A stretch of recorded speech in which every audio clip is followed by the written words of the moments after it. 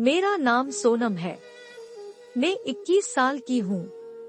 मैं नोएडा में रहती हूँ और मेरा घर जो है वह जयपुर में है। मेरी मम्मी अभी किसी काम से जयपुर गई थी और मैं पापा दोनों नोएडा में ही थे। मेरे पापा की सैटरडे संडे की छुट्टी होती है, तो इन दोनों फ्राइडे रात को जयपुर के लिए निकल पड़े थे ताकि उधर से मम्मी को लेकर आ सके। नोएडा से हम लोग 6 बजे निकले थे। कार में मैं और पापा दोनों ही जयपुर जा रहे थे। मेरे पापा की नजर मेरे पर पहले से ही थी। हमेशा मेरे शरीर को निहारते रहते हैं।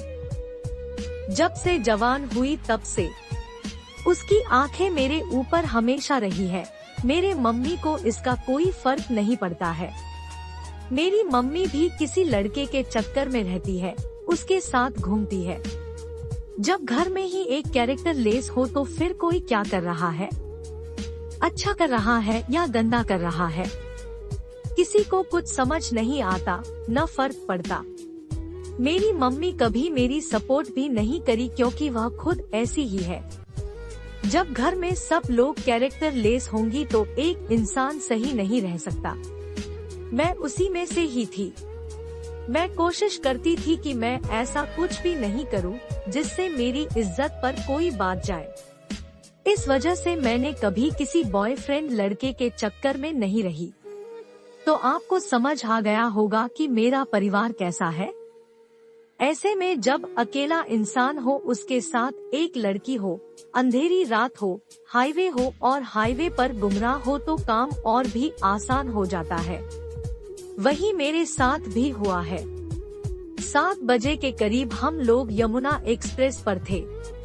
45 मिनट तक चलने के बाद आगे जाकर काफी कोहरा हो गया था।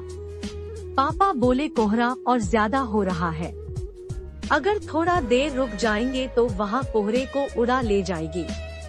इस वजह से उन्होंने अपनी कार को एक्सप्रेस वे पर की साइड में लगा दिया।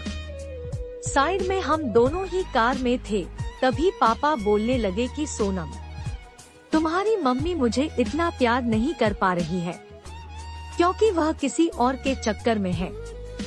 तुम्हें भी पता है, ऐसा लगता है मैं अकेला हो गया हूँ, मेरा कोई साथ नहीं देता। आजकल जमाना बदल गया है, रिश्ते तो किसी से भी बना लो, कोई फर्क नहीं पड़ता है। तुम जवान हो गई हो, मुझे लगता है कि हम दोनों को एक फ्रेंड की तरह रहना चाहिए। तुम्हारा भी मन करता होगा जब तुम्हारे दोस्त सब अच्छे अच्छे कपड़े पहनते हैं, ब्रांडेड जूते पहनते हैं। कई बार मैं देखता हूँ कि तुम वैसे कपड़े नहीं पहन पाती हो जैसा तुम्हारा भाई पहनता है। मुझको पता है कि तुम्हें अभी नौकरी करने में समय है। तुम मेरी अच्छी दोस्त बन जाती तो तुम वो सब कर सकती जो तुमको अच्छा लगता हो। मुझे लगा यह ठीक बोल रहे हैं। मैंने अपने पापा से पूछा, फिर मुझे क्या करना होगा?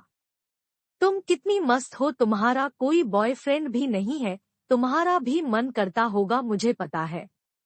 मेरा भी मन करता है क्योंकि तुम्हारी मम्मी मेरे साथ नहीं रहती है और साथ सोने में भी नखरे करती है। उन्होंने ऐसा कहा, अब मैं समझ चुकी थी। वो मुझको फंसाना चाहते हैं। मुझे लगा कि घर की बात घर में रह जाए, मेरे पापा का काम भी बन जाए तो इससे बढ़िया बात क्या हो सकती है। मैं अपना सिर झुकाया। पापा समझ गए कि मैं हाँ बोल रही हूँ।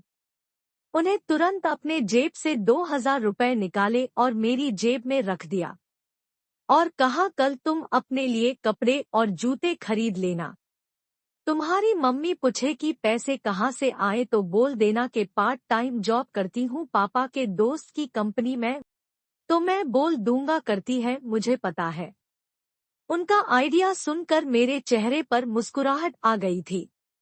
मुस्कुराहट आते ही वह मेरे करीब आकर मेरे सीट को खोल दिया, मुझे अपना बना लिया और हमारे बीच में वो सब कुछ हुआ जो एक पति और पत्नी के बीच में होता है।